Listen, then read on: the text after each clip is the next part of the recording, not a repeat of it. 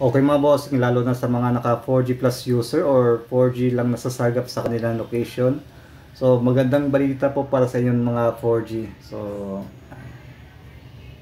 same pa rin yung na-testing ko na antenna number 0 at antenna number 1, antenna number 7, antenna number 10. Ay, tinanggal ko tuloy itong mga ports na to. So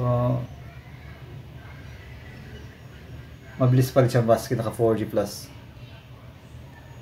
So yeah, 4G, nila ko siya sa 4G. Tapos signal status, so 10 dB. Tapos nasasagap niya ay B3, P3, P28. So okay, speed test tayo.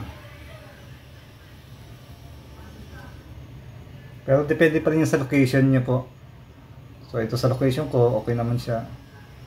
Actually, kanina nag 100 Mbps tong 4G plus.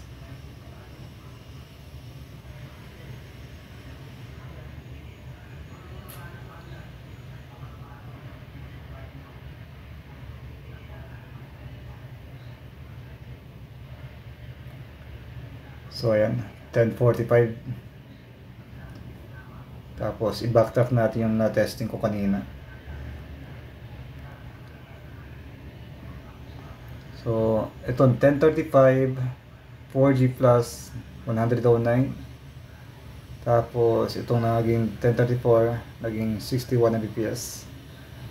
So naka 4G lang ako dyan. So subukan natin last time.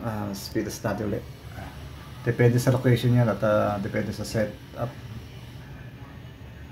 Yan, naging 100, no? So depende talaga.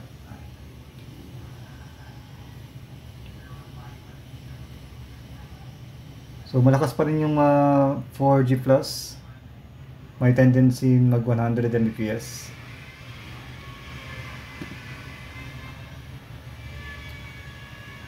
So ayan, palagay ko